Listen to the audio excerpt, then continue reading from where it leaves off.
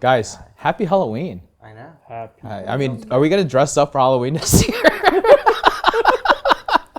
These are fantastic. I mean, look, John looks like someone took like a 1970s shower curtain off and made it into a grape costume. So the good thing that my wife doesn't watch this is that we're not going to have the argument because it's her first Halloween with the baby. She wanted to get this whole Roman themed thing, and I was like, I don't dress up. I don't participate in, and I'm not participating. What? I have a feeling that Brian goes hardcore on this. Do you? Real hard. Oh yeah. We're gonna. So well, first of all, about 2 weeks before Halloween, I clean the garage out and I make the garage like mini haunted house for the kids in the neighborhood. So they come through. They have to go through the garage in order to get the candy. And then I have coolers out and I give beers and cocktails to the parents. But then our family this year, now that we added one, we're gonna go off of Rapunzel, the long hair. Yeah. So my daughter's gonna be Rapunzel. My baby girl, Mia, is gonna be Pascal, that little like lizard thing. And then I forgot what the prince is I'm gonna be, but it's gonna be the theme off of that. Yeah. And then we do the haunted house thing for the kids, and we're big on Halloween. Yeah. I bought one of those like 15-foot skeletons at Home Depot. Remember when they went viral a couple years ago? I have it. It's such a pain in the ass to put together. I bet. I'm out there. It's like says 4 people assembly. I'm out there with a ladder, just mother effing it, right? 4 hours. And in your my front kids yard. asking for ice cream. Yeah. Oh, I'll do a video on my whole setup this year. It's not geez. great. Yeah, but yeah, big Halloween. You know what fan. you should do? You should dress up as fruits. Yeah, you already have them. We have them already. Yeah, You buy just one take more for the just little baby. put the little baby in a banana. It's got a little hammock thing over here. Oh, use here. Baby can have the grape hat. True. There. Yeah. Thanks, John. Yeah, you're welcome. Alrighty. You guys ready? Yeah. Let's do it. All right. In 3, 2, 1. Welcome to the ASOM Pod, where we talk a lot. E-com is the path that we walk a lot. From 4 point of views when we're talking shop. What is up, everyone? Welcome to the ASOM Pod, a show about perspective from the eyes of an agency, SaaS, operator, and a marketer focused on D2C, e-commerce, and the retail space. With over 55 years of combined business experience, founding 12 different companies in our careers, we're excited to bring you this episode. So now I want to go around the room and introduce everyone real quick. I want to start off by introducing John Roman. John is the Android-loving survival king. We've got Amer, formerly known as the Prince of Bosnia, and his last name's G something, I don't know. And then we're going to Brian. Brian is the self-proclaimed funniest dude on LinkedIn. And my name is Jimmy Kim. I'm the founder, moderator, D2C brand owner, and all that stuff. And I realized I didn't introduce myself my last episode. I did it again, guys. Yeah. Going back to the. Can use AI to put it in. We can use AI now. We'll just leave it off. Guys, first of all, let's talk about where we hang out. We hang out on this place called Creators Combine. Guys, it's been really fun. We've seen an explosion of people joining the group. We just met them just a couple weeks ago, right? Met Vlad for the first time. Yeah, in San Diego, right? You guys at the event, we met him. So like, these are really cool that we're starting to meet new people, and we found out Amer knew him for years, and now he's in the community. So it's a great place for agencies, SaaS, operators, and marketers to come join a community. It's a paid community where you can come in and mingle, talk, go to dinners. There's an event in December that's happening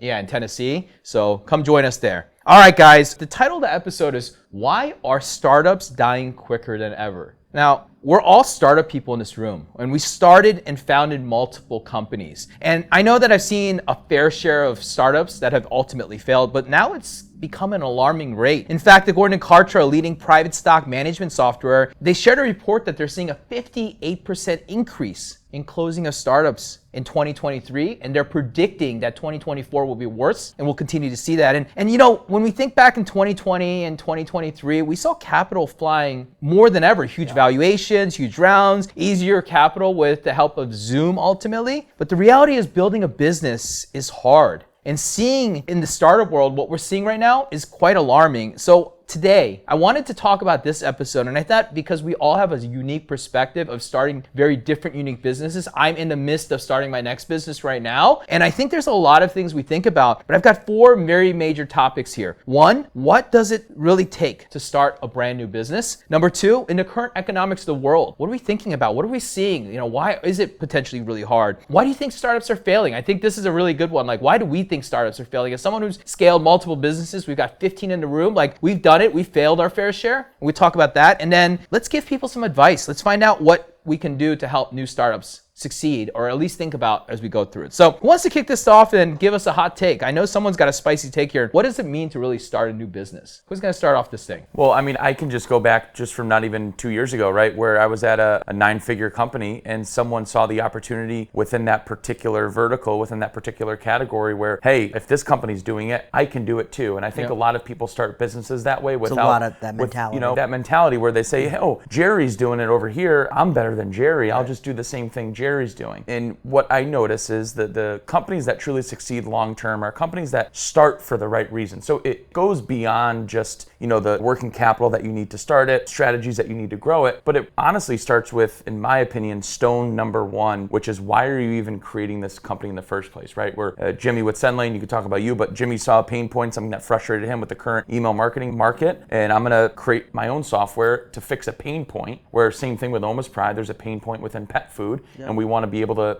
provide as much animal nutrition and give dogs and their owners the happiest, healthiest life that they can live. A lot of times, right, 2 years ago when I was poached from Target Sports USA to start a company from the ground up, this was during COVID. So everyone in the market was making money. It didn't matter if you were good or bad, but other folks outside looking in saw the opportunity and said, oh, I'm just gonna go do that. Right? Yeah. It was bad because he didn't forecast what ended up happening, which is supply would run out, right? Demand was too high, supply couldn't keep up with demand. So ultimately we started it, ground up everything from infrastructure to procurement of product, all the way through the employee structure. Everything was set up. We made a ton of money in 6 months, and then the product dried. So now it's like, okay, well, he didn't understand that going forward. So now, he started to lose his shirt because he saw short-term success that he could sort of take advantage of in a market that is ever-changing, that word times. And I think my big thing is people start for the wrong reasons. And if you're starting your company, your brand for the wrong reasons, ultimately it's going to lead you into a brutal position where I think it's like 50%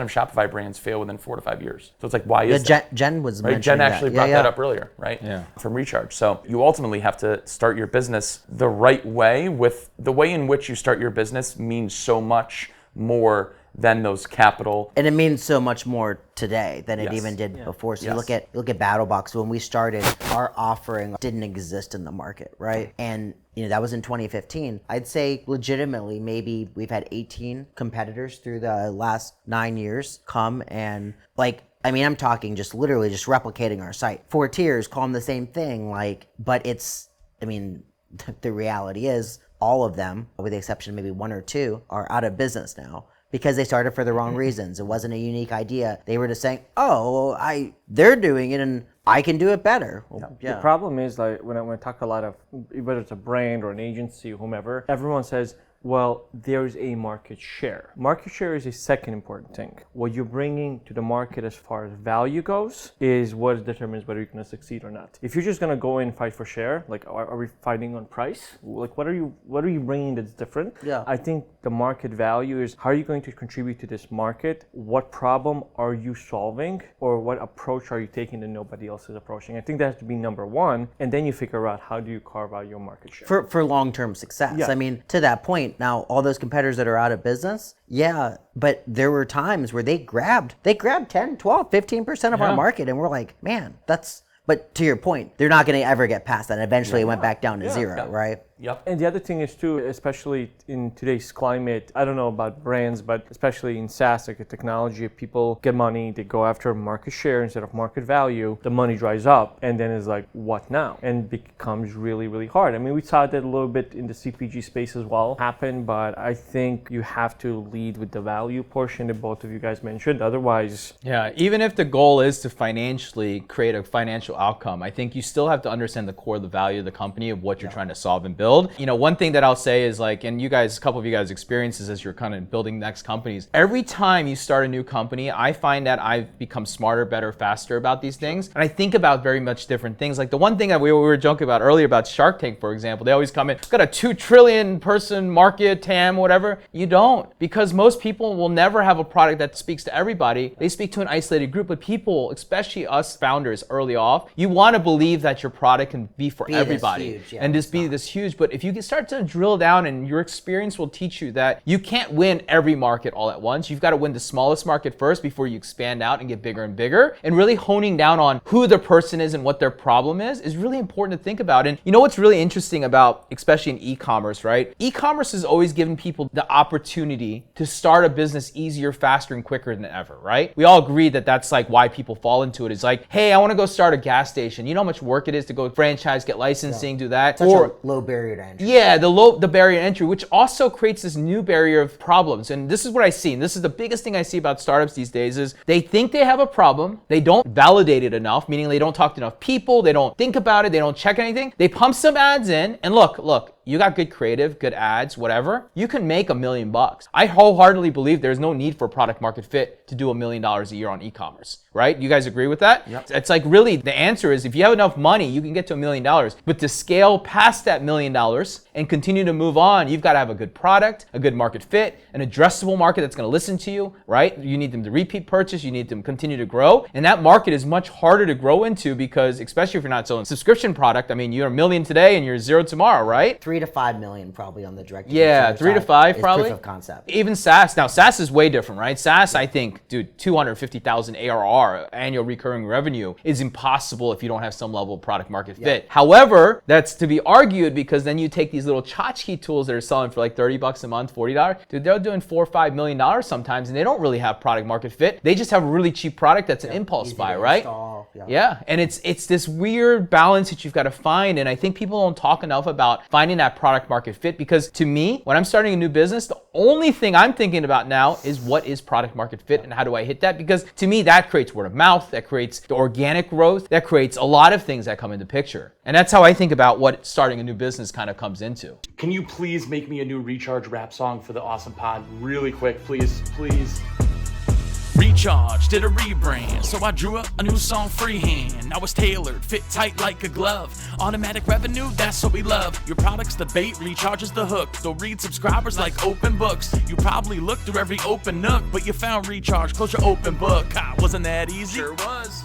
No hassle, no sweat, They'll help you build your park like Walton, turn your castle into Jackson. So don't give me that, I'll check it out tomorrow, man. Get Recharged today and hop on that tomorrow brand. Amir, if you had to start a new agency, man, like what does that mean to you, man? You just did it not, how long ago now? 4 or 5 years ago? 6 years. Okay, so if I were to tell you today that you had to start a new agency, what would you do? Oh, wow. So I'm going to start like what I did back then. So yes, that's perfect. I had another agency called Lumia, a marketing agency with everything from web build to marketing. And we ended up selling it. And then after when my non-compete expired and everything, I started Prella. But one of the things I looked at is being too wide, offering so many services. And I know there's some brands that like that, but I felt I wanted to create an agency that's best at one thing. So then I looked at it, I was like, where is the opportunity in the market and what's missing? And I started talking to a lot of people in the Shopify ecosystem. And a lot of people said there's a lot of high-level, high-touch, brand-driven redesign agencies, but nobody wants to take on complex projects, like complex migration, like token migrations. When you did it back in the day, they're very complex. When it comes to doing integrations with SAP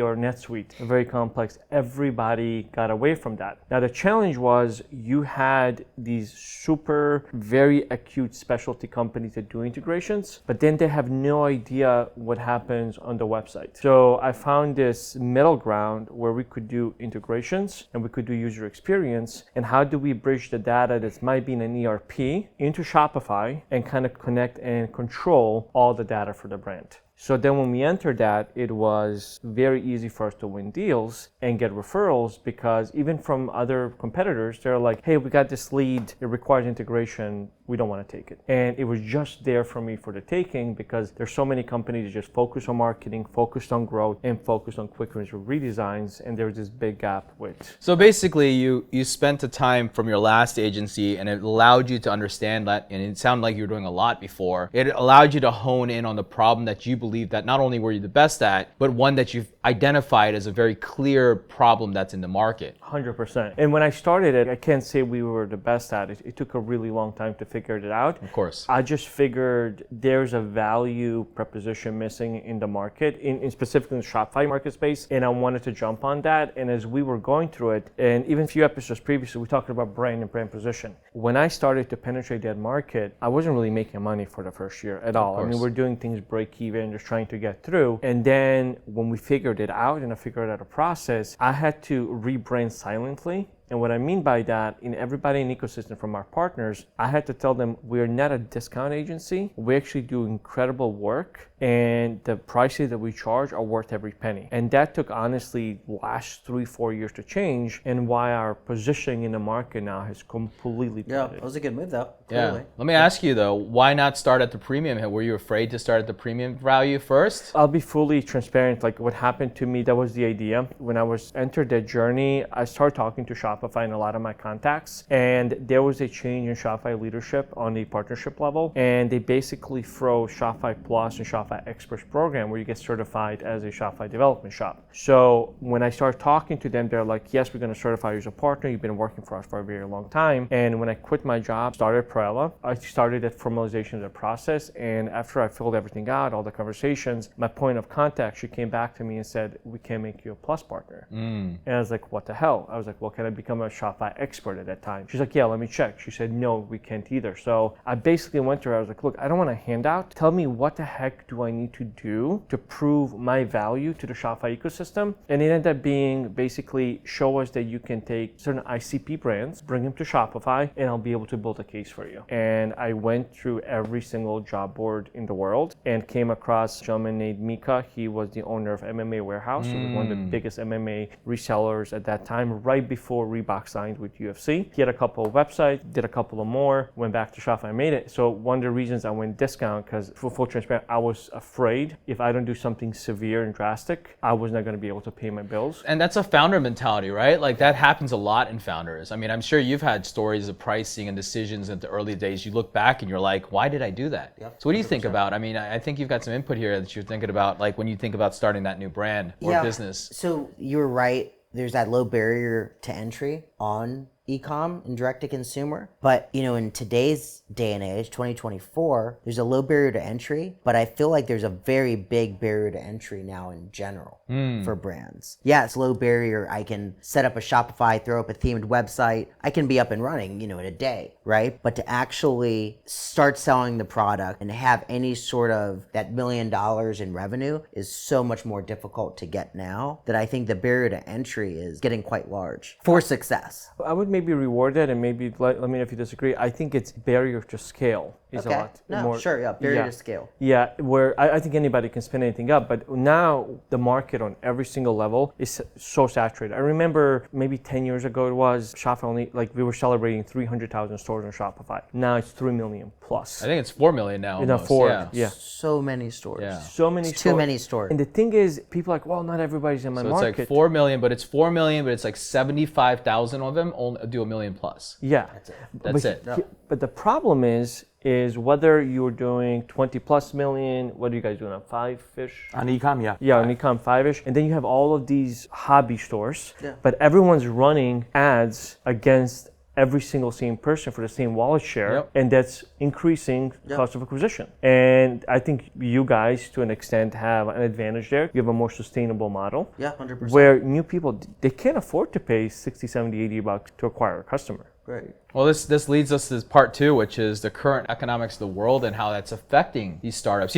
We go back again. I'm going to go back to the story. Like we go back to COVID times and all the money that was easy to raise. I mean, you sold a business and I raised some money during that. I mean, it was just a good lucrative time where the market was frothy and it was great and everybody was getting huge valuations. And I think that sometimes a lot of those economic stories, right? This is where media kind of comes into play a little bit, right? The stories you hear such grandeur, and now we're hearing such doom. The question is it really doom right now because of the current state, or is it just harder than it was in 2021? And maybe it's because a lot of people started businesses in 2020, 2021. They only know the playbook that when the market and the capital was frothy, so they learned the wrong way early on, right? You just talked about it. I was on the ground floor. I was doing anything I had to do in order to get the customer. Well, in 2021, 22, they had money. People were just shaking money everywhere. So it was easy to get customers because everyone had money. So what do you guys think about the current state? I'm going to start with you because, Brian, what I think is really interesting about the business of Almost Pride, and I think this is a good position for you, like economics and premium food. That's what you sell. You sell premium dog food, right? The highest premium dog food in the market. And if you're really selling the most premium stuff, how's the economics affecting that? Are you feeling any difference? Oh yeah, for sure. So, we just had a 5% total across the board e-com price hike beginning of this year. And when you're procuring raw materials and you're manufacturing your own product, doesn't have to be just within food. Just I think manufacturing brands in general, like John said, the barrier to entry is even higher than brands that are just procuring product, right? Yep. So when you're manufacturers versus brands are two totally different companies in my eyes in regards to the capital that is required in order to create the same level of quality product. So what I mean by that is there's ways where brands that aren't manufacturing their own product don't necessarily have to worry about product quality going down, because if they're just relying on basic things like plastic and metals and all that sort of stuff, that quality of that's not going to really change, and the price hike's not going to affect the quality of the product. When you're dealing with price hikes and raw materials that are manufacturing a consumable good, you can't afford for the product quality to go down, right? So as you're trying to scale, and especially during these times, if the two farms that you rely to get your beef on that has the best beef that is your hero SKU, you can't afford for that hero SKU product to quality to go down. If they go up 25% just because of their costs going up, you have to sort of pass that down to the consumer or else you're screwed. But what happens in return is if you're not scaling as those raw material prices are increasing, now you're hurt because it's like, okay, now I can't procure as much as I could before because I can't afford to. So as raw material prices increase and manufacturers are dealing with that, it's very hard to balance product quality while also not trying to make your consumers feel like you're just jacking prices up all the time. So we try to just do the bare minimum, whatever we just essentially take on as much cost as we can internally. We unfortunately do have to pass some of that down to the consumer, but it's a tough balance in between not ruining the quality of the product that's consumed by your customers, but also, not destroying the company because of those price increases. So it's very, very hard. Are you getting more people canceling their subscription due to pricing, just not increases, but pricing meaning like, oh, it's too expensive for me right now? Like, is that a trend you're seeing in your data? Yeah, for sure. That's the number two reason why people cancel. Number one is people just have too much food and they're realizing that they're just gonna essentially, a lot of people will purchase the food and then have like, oh wow, I bought 2 months instead of one. So they'll do the freeze, restart, freeze, restart. But then number two is the price, right? So as that people are dealing with their own economic times, right? Jobs aren't given the money that they used to give with inflation and cost of living. They're realizing, okay, well, maybe I can't spend $400 a month on dog food anymore. Maybe I have to go to this category because unfortunately, even though my dog is very important to me, I have to make the financial decision and it's hundreds and hundreds of dollars a month. And as we keep increasing those prices, that's where the whole rebrand that we're doing has to come into play, where, we really have to do a good job in regards to making sure those prices don't go through the roof, but at the same time, people feel like they're getting more than just high quality dog food. Right? Yeah, and it's not just the cost of products these days. The employee costs more, the shipping costs more, you're buying more products than ever, you're buying other things that you need for the business, and the economics are making it really difficult to be a product owner, because you mentioned it earlier, like someone's got to pay for it. I mean, not everyone can stand on the hill like that. You guys hear about the Arizona iced tea guy? He was like the 99-cent cans, and he's like refusing to get rid of it because he stands for that as his mission. And he's a bootstrap business, he can do whatever the hell he wants, so like I guess that's for him, like it makes him happy. It doesn't care about the margins that much, but not all of us can live that luxury, right? The interesting part with you though too is a lot of brands pass off the acquisition cost, or it's calculated, or it has to be, in order to scale the business. You guys have run a really lean and organic marketing approach, but if you were spending $60, $80, $100 to acquire a customer, that percent hike could have been way, way larger. Yes. And then on the other hand, that I know, talking to John, Brian, and a bunch of other brand owners, you guys also work really, really hard to decrease costs across the board to minimize those increases and impacts to the consumer. So a lot of times I see the consumer sentiment is like, oh, they're just tracking with the prices. I firsthand see and participate in those conversations of how much brands don't want to do that to consumer. Company I walked into, what they did before was they didn't realize there's so many different ways for a brand to cut down cost outside of it affecting the quality of the product, right? So how your product is shipped. Who cares where the box comes from? No one cares where your cardboard comes from. No one cares where your dry ice comes from. No one cares where your marketing inserts come from. But when you look at the big scale of he cares about the sustainability. You know, yeah, that's true. Sorry about that, Amir. No, but what I mean by that is there's so many different ways for a brand to not pass down costs to the consumer by cutting other costs that don't affect the quality of the product or service. And that's what we're doing now with our bacteriophaging, which is our kill step, which is a cool LinkedIn story. I was raving about bacteriophages, which is the kill step process and how it's so expensive, yada yada. This other company came on. That's essentially how I got connected with them. PhageGuard, who if you buy smoked salmon at any grocery store across the world, PhageGuard's the one that kills the bacteria within that smoked salmon.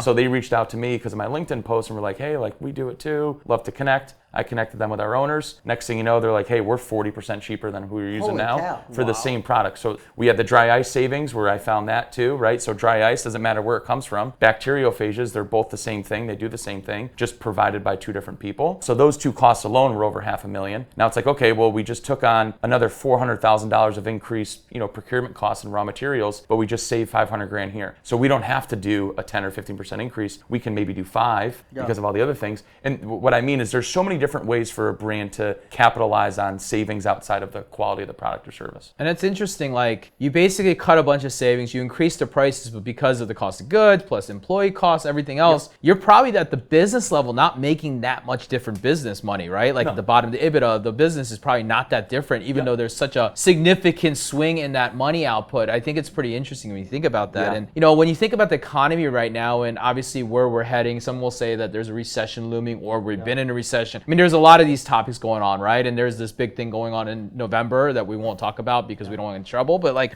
the P word. The P word, yeah.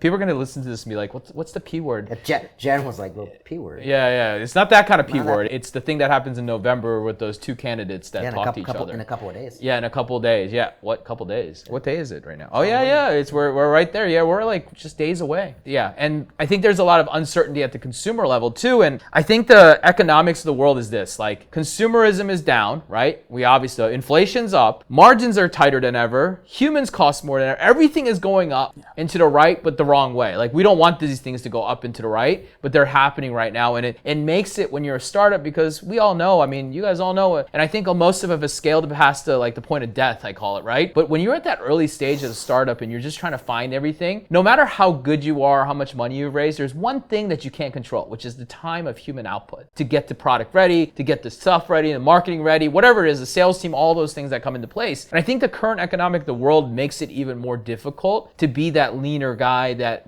be able to be more scrappy ultimately, because we were kind of taught that you didn't have to be scrappy for a couple of years because it was easier. Yeah. And now you have to be, and that pivot in mindset is really hard. And I see it both ways when I see the market, right? And I think what's interesting is always when you've done it a couple times and and you've got some money and financial backing, you might approach these things differently, which economics might not even worry. Where I'm at, I don't feel worried about it, right? It's whatever, we'll figure it out. We got money, we'll be fine, right? But it's those ones that don't have money, which is most entrepreneurs, they don't have money the first time around. They're just doing it because they want to find some reason that they're doing it. So let's go into number 3, because number 3 is spicy. You got something else you want to add? Okay. Number 3, I'm excited. Why do you guys think startups are failing right now? So I think it's a couple of things depending on where they are in their life cycle. So you kind of hinted to it. So the companies that came out during the pandemic, right? And things were super, super easy. But the reality is they weren't necessarily a product market fit when you're not stuck in your house, online shopping, not leaving, not allowed to. So the reality is when everybody was finally able to get out and go about, all of a sudden these companies that they just simply weren't product market fit. And then I think you have the companies that were around before that, and around 2019, things are what they are. They saw this spike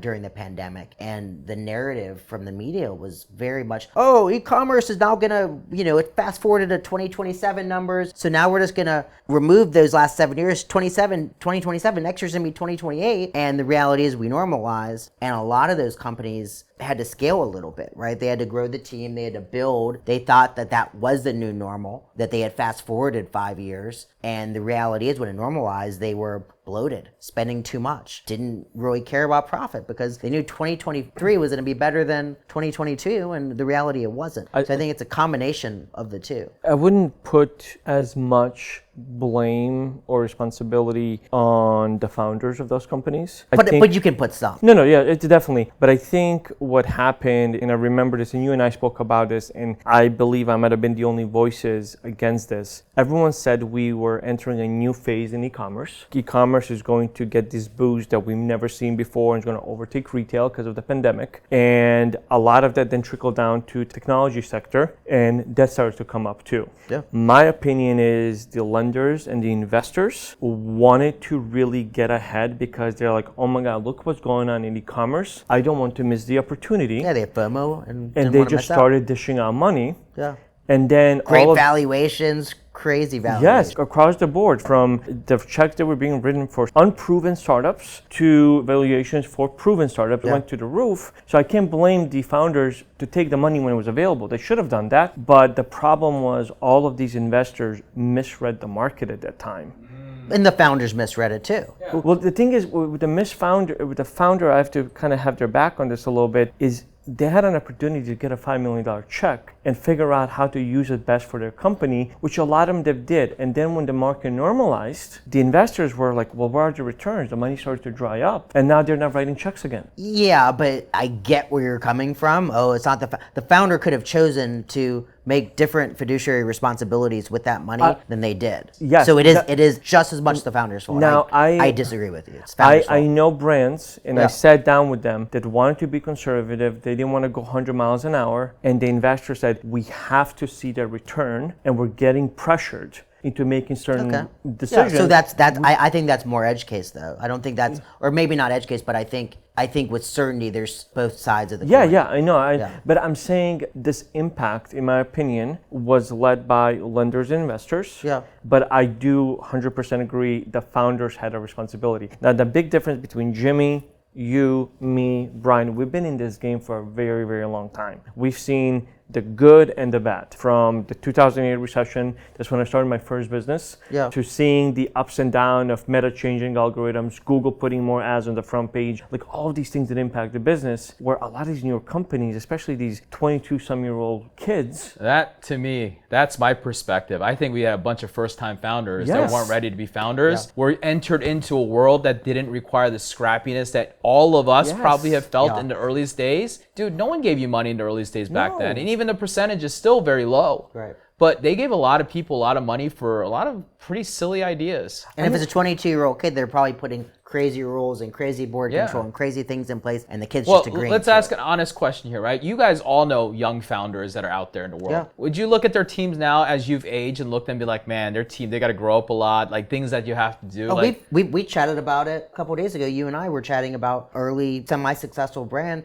as a very young founder, and I looked at their books and I quickly dug in on a few things, and you're making mistakes as just a young brand. You have no experience. You don't know what that line item is. And that's the thing. Capital used to only be really available before 2020 raise and shock and everything that happened, right? Most people who got funded were not first-time founders. Something like 80% of people were second-time founders or more. Right? There was a reason for that. And then that shifted when the capital got very lucrative. And it's not just them. John and I were at Sub Summit, I think 2-3 years ago. Okay. And there was I'm not going to name it, big prominent brand that was the talk of the town.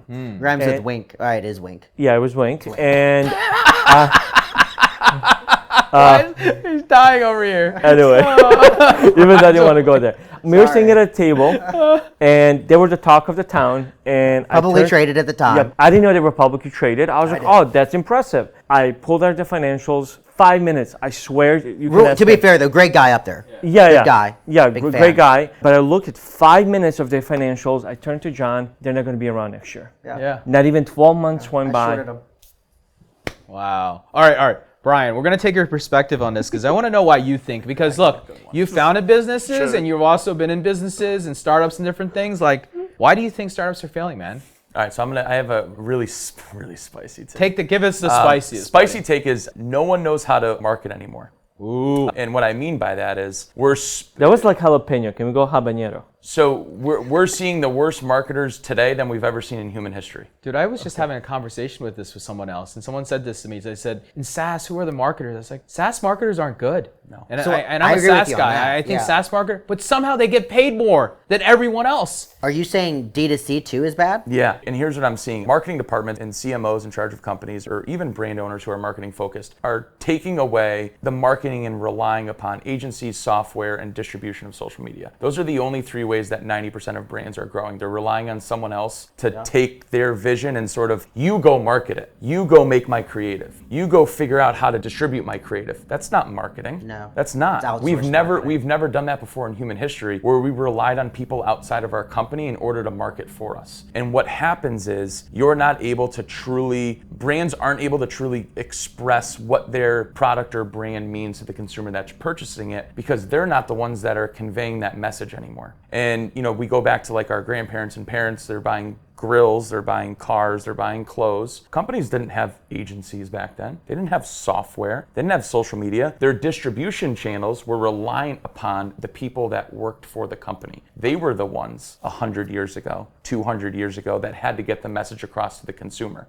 People outside of Ford 100 years ago weren't marketing for Ford. That was Ford. Yeah. Right now, what we're doing as marketers, we're saying, all right, well, I guess in order to grow, I just have to put a bunch of money. I have to hire an agency to make my creative, or at least distribute my creative. I have to have someone build this for me. I have to rely on this software. And then I have to put a bunch of dollars behind it and let them tell my message for me. And that's not marketing. That's just simply utilizing finance dollars in order to acquire new customers. So acquisition, getting your brand out there on social, that's not marketing in my eyes. That's just simply sales. So people are getting really good at understanding how to sell their product, but not necessarily good at how to market their brand or product. And I think we've never seen this time before ever. I disagree with that. All right, talk to me. So I think with everything in human, Of course, an agency disagrees. No. Yeah, of course, yes. And again, but look at it this way. Before the printing press came out, we're talking about hundreds of years ago, you had deployment of individuals that were going to town squares and things like a little bit more like what you're saying. But these were still great orators or painters or whatever the case that would do that. Then the printing press came out and the newspapers came out. Well, when the newspapers came out, that was the quote unquote social reach or social exposure that we know of today. Then we get to the radio, then we get to the television, so on and so forth. Agencies and third parties have always been involved. Now, I agree with you that the marketing is not what it used to be. I think right now it is so easy to have reach. And I think one of the things I admire about OMA and what you guys are doing in its marketing, it's connecting with people. Yep. And back in the day, take Coke and Pepsi an example. Coke would have the left side of the page. Pepsi would have the right side of the page. Whose message connected better with the person? No video, no movement, no nothing. It was how you place the person, how you place the text, whatever the case is. Now, in some cases, it was kept in-house. In other cases, there were agencies behind it. I mean, watch Mad Men. It's,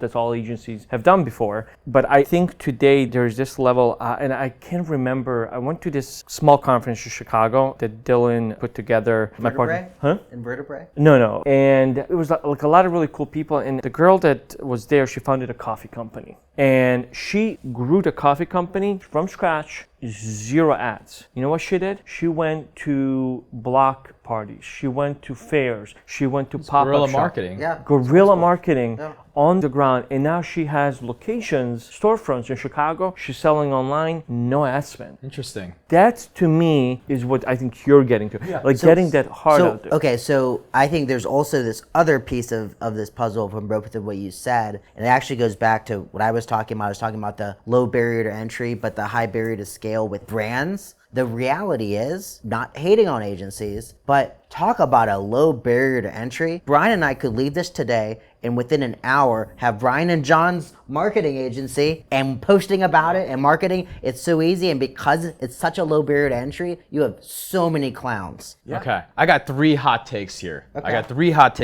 My first hot take is marketers ruin everything, right? And now the reason I'm saying is not because it's like a joke and it's funny about it, but this day and age, marketers are really good at copying each other this year. People who are innovating and trying to find those angles are not happening. So they see, almost sees, like I'm not picking on you, but like you guys do something, your brand over there, they're gonna copy it. And because of how much easier it is to copy these marketing things right now, that becomes the strategy is something that we are really missing. And I know everyone wants to be strategical, but most people in this world aren't strategical, which leads me to hot take number 2. And this is going to be like potentially offensive to some people or whatever it is. But to me, the best marketers go off and start their own company because they can do one thing. They know how to create attention, but they forget. This has been my own problem, is something that I've learned. I'm really great at marketing, at least I believe I am, but then they forget about the rest of the business. So the second hot take is that marketers go off and create their own business. They don't focus enough on the product. They don't focus on other things. And there's a third thing that is my hottest thing. And we saw this on Taylor Holiday about it. Financial literacy, guys. Yeah. Holy cow. When I saw that talk, it really blew my mind, but it made me think a lot about myself. And the thing I learned about myself is in the early days, dude, I was terrible at finances. I didn't know. All I cared about was 2 things. And I still kind of like this, but like I cared about what came at the top and how much money I had left in the middle. But I never thought about the middle, of how important every one of those spends and things that I'm doing and the way that you're optimizing. And it's the first time we've had to think about that. But I had to go beat through 15 years of business to get to that point where that actually made me go, oh, you know what? Finances are really important, and understanding how those finances play out, not just the short term. And this is the thing, it's not about the short term, it's about the long term. And when you're a startup, what's the one thing that makes the most important thing of a startup? It's to stay alive. Yeah. It's to keep the lights on regardless what it takes. And the reality of that is it's harder than ever, and that education is fundamentally been missing. And I believe that we're seeing an accumulation of that right now. A bunch of first-time founders who don't know, they don't know marketing at some level. They're copying to other people, right? They don't know about the rest of the business, and then they're not financially literate. Yeah, it's a brutal combination. Yeah, it's a brutal combination that brings it all together to a failure point. Salvit Advisors, data's on the rise, helping e-com brands smash profit highs. Not just AI, real humans with a plan, entrepreneurs with data in their hand. Understand, this ain't funny, like Keenan and Kel. Is that your P&L? What the hell? You need some help, and that's okay. So what are you waiting for? Hit up Salvit today. No, seriously, your P&L looks like an episode of Botched.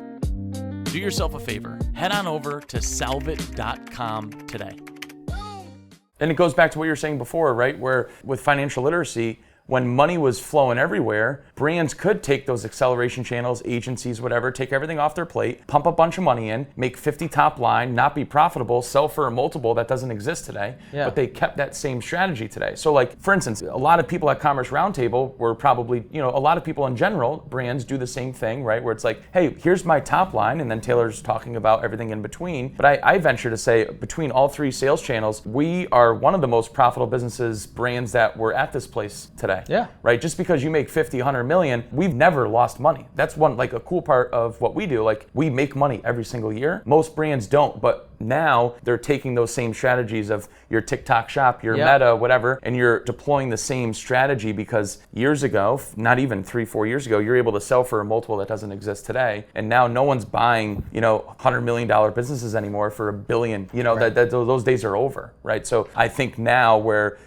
people are going to have to start to realize that their marketing strategies, right? You have to have a strategy in order to make your business profitable, acquire new customers profitably, and which is why I'm glad Taylor had that talk and went through everything, because it's harder today than it's ever been because of founding the business for the right reason and then going to sell it. You're not selling it for what you used to. And a lot of people saw I'll just start this, grow it, just and like Farmer's Dog's doing today, right? So Farmer's Dog, I still believe this today, where Farmer's Dog entered the market, they saw an opportunity where, wow, fresh food's really popular in retail. No one's doing it direct to consumer. There's kibble direct to consumer brands and there's raw food direct to consumer brands, but there's no one doing it in fresh. So they started before COVID when money was wild. They raised a crap ton of money and they infiltrated the market and they're making $1 billion a year, but they're spending, $50 million a year on Super Bowl ads. They're spending $250 million on podcast, radio, and TV advertisements. Like they're bleeding money left and right, but they're keeping that same process because in their eyes, they're like, oh, we'll just sell for this. Well, they sell for this or they'll raise more money, right? It's tough. So I think you have to adapt new strategies today than even 3 or 4 years ago because your whole pump and paid is not the answer anymore. Yeah, and a lot of people start businesses with the intention that they're going to get acquired or buy it. And look, no doubt, there's plenty of stories where people started with the intention to find it. But dude, most businesses never get built, purchased, or acquired. And people don't realize that, and they don't realize how big you have to get in order to be a targeted eye. In SaaS, maybe not as big because of the problems that you can solve in the software build, but in consumer, right? You got to be pretty big. Like I know some brands that are $20-30 million that are kind of stale right now and they've been pretty flat, but they can't sell because they're not $50 million, which is where things actually start to matter apparently. And so they're trying to figure out and struggle their way to find that 50 million, but because they've had to use so much money to even get to 20 million, it's really hard for them to continue to scale. And when you haven't had the bootstrap mind that some people have had in the early days, it's really hard. Yeah. Let's continue going on, and I think this is a good one. Let's talk about advice. As we're talking to people who are going through some challenges right now, though it may be that their startup is failing or it's on a decline or it's flat. I think flat is the new increase right now. Most people, it seems like. What kind of advice can you give people? Like, what's the thing that you think about that, we've named a bunch of things that we see as the problems, but what do you think as founders and people who've started businesses, what do you think you would tell an early person who's struggling right now with startups? Is there any advice that you would give? Yeah, I think what's kind of cool is one of my first months at OMA's, I sat in a room with Adam, his mom, a few other folks that are in the company. And we just started with a whiteboard and everyone called, emailed, you name it, we talked to so many customers. And it's okay, well, what is our customer feeling right now? What do they want? And I feel like a lot of the times, especially when we're at these conferences, it's oh, the brand's not talking to the agency enough. The brand's not talking to the software company enough. The brand with their employees. Talk to your customers. What's the issue? What do you see? What do they want? A lot of times we get so focused on when we're operating, marketing, whatever the case may be within our brand, we tend to make decisions upon what we feel we should have happen, right? Where not enough brand owners, operators, marketers talk to the actual consumer. They push that on the agency. Hey, Jerry, go call. They push everything on and things to other get people, lost in right? translation. Yeah, 100%. So I think the biggest thing that helped us figure out in terms of SKU rationalization, pricing, structure in which the way they want our new website to be built. We've talked to customers on what they want our website to look like. You have to get involved deep in the weeds on people that are paying you money, and because their opinion is the most valued opinion that most people don't truly understand and realize. So talk to your people that are actually paying you money. Amer, I want to jump to you over here. What advice do you give people? You zap back to 6-7 years ago and you think about all the things that you've challenged with and the toughest challenges. What's the advice you can give someone if they feel like their startup's dying today? My biggest thing is when you approach, and I come from a partnership relationship background. So what I tell my team, and I started this with myself when I started, is the question was, who am I responsible to?